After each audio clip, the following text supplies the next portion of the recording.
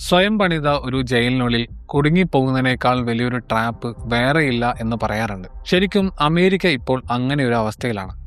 അവർ തന്നെ ഉണ്ടാക്കിയെടുത്ത ഒരു സ്ട്രാറ്റജിയുടെ ഇടയിൽ അവർ പെട്ടുപോയിരിക്കുകയാണ്. പുറത്തുനിന്നുള്ള എനിമീസോ വലിയ മതിലുകളോ ഒന്നുമല്ല അവരെ തടഞ്ഞു വെച്ചിരിക്കുന്നത്. പകരം അവർ തന്നെ ക്രിയേറ്റ് ചെയ്ത ചില വാർ ലോജിക്കാണ്. ഇറാനുമായുള്ള ഈ ഒരു കോൺഫ്ലിക്റ്റ് എന്ന് പറയുന്നത് ഇപ്പോൾ ഒരു വൺ വേ ഡോറ് പോലെയാണ്. അമേരിക്കയ്ക്ക് ഇതിൽ നിന്ന് ഈസി ആയിട്ട് ജയിച്ച് കയറാൻ പറ്റില്ല, എന്നാൽ സേഫ് ആയിട്ടൊന്ന് വിട്ടു നിൽക്കാനും പറ്റില്ല.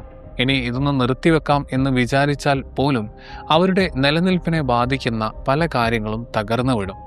മുന്നോട്ടുള്ള ഓരോ വഴിയും അവരെ കൂടുതൽ വലിയൊരു നൂലാമാലയിലേക്കാണ് എത്തിക്കുന്നത്. യുദ്ധങ്ങൾക്ക് എപ്പോഴും ഒരു പ്രത്യേകതയുണ്ട്. ഒരു യുദ്ധം തുടങ്ങുമ്പോൾ അത് തുടങ്ങുന്നവർ വിചാരിക്കും എല്ലാം തങ്ങളുടെ കൺട്രോളിലാണ് എന്നുള്ളത്. അവർക്ക് ഇഷ്ടമുള്ളപ്പോൾ അത് നിർത്താമെന്നും അവർ കരുതും. പക്ഷേ ഹിസ്റ്ററി പറയുന്നത് അതല്ല. ഒരിക്കൽ ഒരു യുദ്ധത്തിന് സ്പീഡ് കൂടി തുടങ്ങിയാൽ പിന്നെ അത് തുടങ്ങിയവരെ തന്നെ ആ യുദ്ധം നിയന്ത്രിക്കാൻ തുടങ്ങും എന്നുള്ളതാണ്. നമുക്ക് ഉക്രൈൻ്റെ കാര്യം തന്നെ എടുക്കാം. 2022 തുടങ്ങിയ ആ യുദ്ധം സ്റ്റാർട്ടിംഗ് മുതൽക്ക് രണ്ട് സൈഡിനും അറിയാമായിരുന്നു ഒരു ഒത്തുതീർപ്പ് പോസിബിൾ ആണെന്ന്. യുദ്ധം തുടരുന്നത് വലിയ നാശനഷ്ടങ്ങളും എക്കണോമിക് ക്രൈസിസും മാത്രമേ ഉണ്ടാക്കൂ എന്ന് അവർക്ക് അറിയാമായിരുന്നു. എന്നിട്ടും 4 വർഷം കഴിഞ്ഞിട്ടും ഇന്നും ആ യുദ്ധം നടക്കുകയാണ്. എന്തുകൊണ്ട്? കാരണം ഒരു യുദ്ധം അവസാനിപ്പിക്കുക എന്ന് പറഞ്ഞാൽ തോൽവി സമ്മതിക്കുക എന്നാണ് അർത്ഥം. തങ്ങൾ ജയിച്ചില്ല എന്ന് ലോകത്തോട് പറയാൻ ഒരു ഗവൺമെൻറ്റിനും കഴിയില്ല. ഇറാനുമായിട്ടുള്ള അമേരിക്കയുടെ യുദ്ധവും ഇതേ പാറ്റേണിലാണ് പോകുന്നത്. രണ്ട് കൂട്ടർക്കും പീസ് വേണമെന്ന് ഉണ്ടെങ്കിൽ പോലും അവരുടെ ഈ പ്രൈഡ് അത് സമ്മതിക്കില്ല എന്നുള്ളതാണ്. പക്ഷേ ഈ പ്രൈഡ് മാത്രമല്ല ഇവിടെയുള്ള പ്രോബ്ലം. ഇതിൻ്റെ സ്ട്രക്ചറിൽ തന്നെ വലിയൊരു ട്രാപ്പ് ഉണ്ട്. ഒന്ന് ആലോചിച്ച് നോക്കൂ. അമേരിക്ക പെട്ടെന്ന് തീരുമാനിക്കുകയാണ് ഇനി ഇത് മതിയെന്ന്. കുറെ ലൈഫ് പോയി, കുറെ മണി വെറുതെ വേസ്റ്റാക്കി. അങ്ങനെ അമേരിക്കൻ പ്രസിഡന്റ് ഇറാനെ വിളിച്ച് പറയുകയാണ് നമുക്ക് ഒരു സീസ് ഫയർ ആലോചിക്കാമെന്ന്. ഇറാൻ അതിന് സമ്മതിക്കും. പക്ഷേ അവർ ചോദിക്കുന്ന പ്രൈസ് അമേരിക്കക്ക് താങ്ങാൻ പറ്റില്ല. ഇറാന്റെ ഒന്നാമത്തെ ഡിമാൻഡ് എന്ന് പറയുന്നത് $1 ട്രില്യൺ നഷ്ടപരിഹാരമായിരിക്കും. രണ്ടാമത്തെ ഡിമാൻഡ് അതിലും കടുപ്പമുള്ളതാണ്. മിഡിൽ ഈസ്റ്റിൽ നിന്ന് അമേരിക്കൻ ഫോഴ്സ് ഫുള്ളായിട്ട് പിന്മാറണം. എല്ലാ ബേസുകളും പൂട്ടണം. ഇനി ഒരിക്കലും തിരിച്ചു വരികയും അരുത്. ഇത് കേൾക്കുമ്പോൾ നമ്മൾ വിചാരിക്കും അതിനെന്താ, അമേരിക്ക ആ പ്രദേശം വിട്ടു പോകുന്നതല്ലേ നല്ലതെന്ന്. പക്ഷേ അതിൻ്റെ ആഫ്റ്റർ എഫക്റ്റ് എന്താണെന്നറിയാമോ? അമേരിക്ക അവിടെ നിന്ന് പിന്മാറുന്ന ആ നിമിഷം മിഡിൽ ഈസ്റ്റിലെ ടോട്ടൽ പവർ ബാലൻസ് തകരും.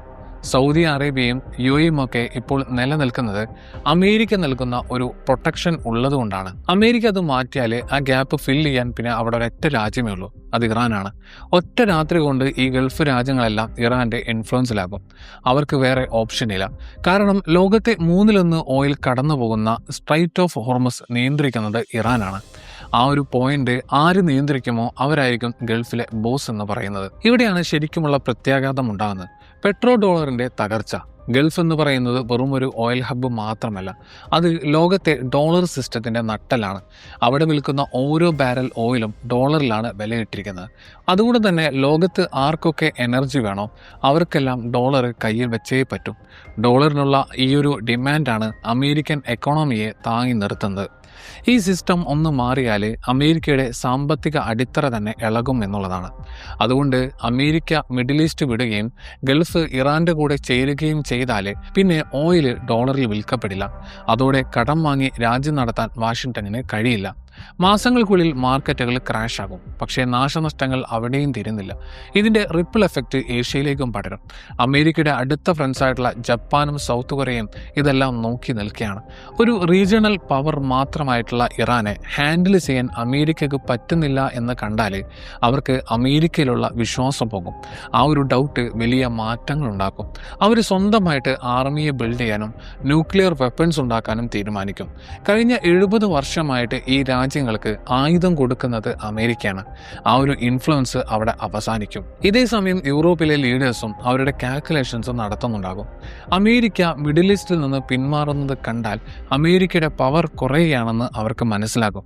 അതോടെ അവരുടെ പേഷ്യൻസ് തീരും എന്നുള്ളതാണ്. അമേരിക്ക തന്നെ പിന്മാറുമ്പോൾ നമ്മൾ എന്തിനാണ് റഷ്യയുമായിട്ട് യുദ്ധം ചെയ്യുന്നത് എന്ന് അവർ ചോദിച്ചു തുടങ്ങും. അങ്ങനെ യൂറോപ്പ് റഷ്യയുമായിട്ട് കൈകോർക്കും. അതോടെ നാറ്റോ എന്ന സഖ്യം പതുക്കെ ഇല്ലാതാകും. ഇതെല്ലാം കൂടി ഒന്ന് കൂട്ടി വായിച്ചു നോക്കൂ. ഗൾഫ് ഇറാന്റെ കീഴിൽ, പെട്രോ ഡോളർ പോകുന്നു, ഏഷ്യ സ്വന്തമായിട്ട് വെപ്പൺസ് ഉണ്ടാക്കുന്നു, യൂറോപ്പ് റഷ്യയുടെ അടുത്തേക്ക് പോകുന്നു. അപ്പോൾ ഡോളറിന് എന്ത് സംഭവിക്കും? അതിൻ്റെ വാല്യൂ ഇടിയും. ആർക്കും പിന്നെ ഡോളർ സ്റ്റോർ ചെയ്യേണ്ടി വരില്ല. കടം വാങ്ങി മാത്രം ശീലിച്ച അമേരിക്കൻ എക്കണോമി കൊളാപ്സ് ആക്കും. ഇതാണ് ആ വലിയ ട്രാപ്പ്. അമേരിക്കയ്ക്ക് വിഡ്രോ ചെയ്യാൻ കഴിയില്ല. കാരണം അവിടുന്ന് പോയാൽ കൊടുക്കേണ്ടി വരുന്ന വില അത്രയും വലുതാണ് എന്നുള്ളതാണ്. പക്ഷേ അവിടെ നിൽക്കുന്നതും ഒരു സൊല്യൂഷൻ അല്ല എന്നുള്ളതാണ്. അമേരിക്ക അവിടെ എത്ര കൂടുതൽ സമയം നിൽക്കുന്നുവോ അത്രയും വലിയ പ്രഷർ നാട്ടിൽ നിന്നുണ്ടാകും. എന്തെങ്കിലും ചെയ്ത് ഇത് വേഗം അവസാനിപ്പിക്കൂ എന്ന് ജനങ്ങൾ പറയും. അപ്പോഴാണ് അടുത്ത ട്രാപ്പ് തുറക്കുന്നത്. ഒരു ഗ്രൗണ്ട് ഇൻവേഷൻ അല്ലെങ്കിൽ നേരിട്ടുള്ള യുദ്ധം. ഇറാന്റെ ഓയിൽ എക്സ്പോർട്ട് നടക്കുന്ന ഹാർഗ് ഐലൻഡ് പിടിച്ചെടുക്കാൻ അമേരിക്കൻ സൈന്യം നീങ്ങുന്നു എന്നൊക്കെ പ്ലാനുകൾ വരാം. പേപ്പറിൽ നോക്കുമ്പോൾ ഇതൊരു നല്ല പ്ലാനാണ്. പക്ഷേ റിയാലിറ്റിയിൽ ഇതൊരു സൂയിസൈഡാണ്. ഒരു ഐലൻഡ് നിങ്ങൾക്ക് ഈസി ആയിട്ട് പിടിക്കാം, പക്ഷേ അത് ഹോൾഡ് ചെയ്യാൻ പറ്റില്ല. അമേരിക്കൻ സൈന്യം അവിടെ ഇറങ്ങിയാലേ അവർ വെറും ടാർഗറ്റുകൾ മാത്രമായിട്ട് മാറും. അവരെ സേവ് ചെയ്യണമെങ്കിൽ അടുത്തുള്ള തീരം കൂടി പിടിക്കേണ്ടി വരും. തീരം പിടിക്കണമെങ്കിൽ മലനിരകളിലേക്ക് കയറണം. അതോടെ നിങ്ങൾ ഇറാന്റെ ഉള്ളിലാണ്. ലോകത്തെ തന്നെ ഏറ്റവും മികച്ച പോരാളികളുള്ള ഒരു രാജ്യത്തോട് നിങ്ങളൊരു ഫുൾ സ്കെയിൽ കരയുദ്ധം തുടങ്ങുകയാണ്. ഇങ്ങനെയാണ് മിഷൻ ക്രീപ്പ് സംഭവിക്കുന്നത്. വിയറ്റ്നാമിൽ കണ്ടതും ഇത് തന്നെയാണ്.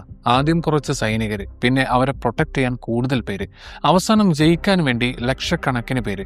ഇത് ജയിക്കാൻ പറ്റില്ല എന്ന് മനസ്സിലാക്കുമ്പോഴേക്കും തിരിച്ചു വരാൻ പറ്റാത്ത അവസ്ഥയിലാകും. യുക്തിപരമായിട്ട് ചിന്തിച്ചാൽ നിർത്തണം എന്ന് തോന്നുമ്പോഴും നമ്മളെ കൊണ്ട് യുദ്ധം ചെയ്യിപ്പിക്കുന്നത് ഈ ഒരു സങ്ക് കോസ്റ്റ് ഫാലസിയാണ്. ഏറ്റവും വലിയ തമാശ എന്താണെന്ന് വെച്ചാൽ അമേരിക്കൻ മിലിറ്ററിക്ക് ഇതിൻ്റെ റിസൾട്ട് ഇപ്പോൾ തന്നെ അറിയാം എന്നുള്ളതാണ്. പെൻറ്റഗണിൽ ഇറാനുമായിട്ടുള്ള യുദ്ധത്തെക്കുറിച്ച് പലതവണ സിമുലേഷൻസ് നടത്തിയിട്ടുണ്ട്. എല്ലാ തവണയും റിസൾട്ട് ഒന്ന് തന്നെയായിരുന്നു.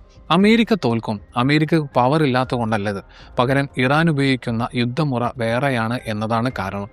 വ്യോമസേനയിലും ബോംബുകളിലുമാണ് അമേരിക്ക വിശ്വസിക്കുന്നത്. പക്ഷേ ഇറാനെ ആ വഴിക്ക് വരില്ല. അവർ ഒളിച്ചു നിന്ന് അറ്റാക്ക് ചെയ്യും. ഡ്രോണുകൾ, ഹൈപ്പർസോണിക് മിസൈലുകൾ, പിന്നെ അവരുടെ പ്രോക്സി ഫോഴ്സുകൾ, അങ്ങനെ ഒരു വലിയ നെറ്റ്വർക്ക് അവർക്കുണ്ട് എന്നുള്ളതാണ്. അമേരിക്കയുടെ ഏറ്റവും വലിയ സിമ്പിളായിട്ടുള്ള എയർക്രാഫ്റ്റ് കാരിയറുകൾ പോലും അവിടെ ഹെൽപ്ലെസ് ആണ് എന്നുള്ളതാണ്. ഇറാന്റെ തീരത്തേക്ക് അവ അടുപ്പിക്കാൻ പോലും പേടിയാണ്. കാരണം ഒരു മിസൈൽ മതി കോടിക്കണക്കിന് ഡോളർ വിലയുള്ള ആ കപ്പൽ മുങ്ങാൻ. അപ്പോൾ അമേരിക്ക ഇനി എന്ത് ചെയ്യണം? അതാണ് ഏറ്റവും വലിയ ചോദ്യം എന്ന് പറയുന്നത്. ഇതിനുള്ള ആൻസർ കൂടുതൽ ബോംബുകളോ വലിയ ആർമിയോ അല്ല. അമേരിക്ക സ്വയം നോക്കിക്കാണുന്ന രീതി മാറ്റുകയാണ് വേണ്ടത്. ഇറാനിലെ യുദ്ധമായാലും ഉക്രൈനിലെ പ്രശ്നമായാലും ഇതെല്ലാം ഒരേ രോഗത്തിന്റെ ലക്ഷണങ്ങളാണ്. Over stretch. ലോകത്തിന്റെ പോലീസുകാരനും ബാങ്കറുമൊക്കെ ആകാൻ ശ്രമിച്ചതുകൊണ്ടുണ്ടായ പ്രശ്നമാണിത്. ഹിസ്റ്ററിയിലെ എല്ലാ എംപയേഴ്സും തകർന്നു വീണത് ഇതേ കാരണം കൊണ്ടാണ്. അവർക്ക് ലോകം കീഴടക്കാൻ കഴിഞ്ഞു, പക്ഷേ സ്വന്തം ലിമിറ്റ്സ് മനസ്സിലാക്കാൻ കഴിഞ്ഞില്ല എന്നുള്ളതാണ്. ഇതിനൊരു പോംവഴി എന്ന് പറയുന്നത് മറ്റുള്ളവരെ അടക്കി ഭരിക്കലല്ല, പകരം കോ ഓപ്പറേഷൻ ആണ്. അമേരിക്ക മാത്രം മുകളിൽ ഇരിക്കുന്ന ആ പഴയ ഓർഡർ അവസാനിച്ചു എന്ന് അവർ അക്സെപ്റ്റ് ചെയ്യണം. ഇന്നത്തെ ലോകം മൾട്ടി പോളാറാണ്. റഷ്യയും ചൈനയും ഇന്ത്യയും ഒക്കെ വലിയ പവറുകളാണ്. അതിനോട് പൊരുതുന്നതിന് പകരം പാർട്ണർഷിപ്പിലൂടെ മുന്നോട്ട് പോവുകയാണ് വേണ്ടത്. അതിന് വലിയൊരു ഹ്യൂമിലിറ്റി ആവശ്യമാണ്. വലിയ പവറുകൾക്ക് സാധാരണയായി അങ്ങനെ ഒരു വിനയം ഉണ്ടാകാറില്ല എന്നുള്ളതാണ്. അവരെ തകർന്നു വീഴാൻ തുടങ്ങുമ്പോൾ മാത്രമേ അത് പഠിക്കൂ എന്നുള്ളതാണ്. ഒരുപക്ഷെ ഈ യുദ്ധം അമേരിക്കയെ പഠിപ്പിക്കാൻ ശ്രമിക്കുന്ന പാഠം ഇതായിരിക്കാം. കാരണം അമേരിക്ക ഇപ്പോൾ പോരാടുന്നത് ഇറാനോട് മാത്രമല്ല, ഹിസ്റ്ററിയോടും കൂടിയാണ്. ഹിസ്റ്ററി എപ്പോഴും ജയിക്കും. എല്ലാ എംപയേഴ്സിനും ഒരു സമയം വരും. ഒന്നുകിൽ പ്രൈഡ് നോക്കാം, അല്ലെങ്കിൽ സർവൈവൽ നോക്കാം. വിവേകമുള്ളവരെ തകരുന്നതിന് മുമ്പ് തന്നെ മാറും. സത്യം പറഞ്ഞാൽ ഇതൊന്നും സംഭവിക്കേണ്ട കാര്യം ഉണ്ടായിരുന്നില്ല. ഈ കെണി മുറുകുന്നതിന് മുമ്പ് തന്നെ അമേരിക്കയ്ക്ക് സ്റ്റെപ്പ് ബാക്ക് ചെയ്യാമായിരുന്നു. പക്ഷേ ഇപ്പോൾ അവിടെ നിൽക്കാനുള്ള ചെലവ് കൂടിക്കൊണ്ടിരിക്കുകയാണ്. വിട്ടുപോകാനുള്ള ചെലവ് അതിലും വേഗത്തിൽ കൂടുകയും ചെയ്യുന്നുണ്ട്. കാരണം യുദ്ധങ്ങൾക്ക് ശത്രുക്കളെ മാത്രമല്ല നശിപ്പിക്കാൻ കഴിയുക, നമ്മുടെ ഇല്യൂഷൻസിനെ കൂടിയാണ്. പവർ കൊണ്ട് എല്ലാം സോൾവ് ചെയ്യാം എന്ന ഇല്യൂഷൻ അമേരിക്ക ഇപ്പോൾ തിരുത്തേണ്ടി വരും. ആ ക്ലാരിറ്റി ഇപ്പോൾ ഉണ്ടായാൽ ഇനിയും സമയമുണ്ട്. അതിന് കഴിഞ്ഞില്ലെങ്കിൽ ഈ യുദ്ധം അവസാനിക്കുന്നത് ഒരു വിക്ടറിയിലായിരിക്കില്ല, പകരം വലിയൊരു കൊളാപ്സിലായിരിക്കും. ലോകം ഭരിച്ചിരുന്ന ആ എംപയറിനെ സ്വന്തം പ്രൈഡിൽ നിന്ന് രക്ഷപ്പെടാൻ കഴിഞ്ഞില്ല എന്ന തിരിച്ചറിവോടെയായിരിക്കും അത് സംഭവിക്കാനിരിക്കുന്നത്.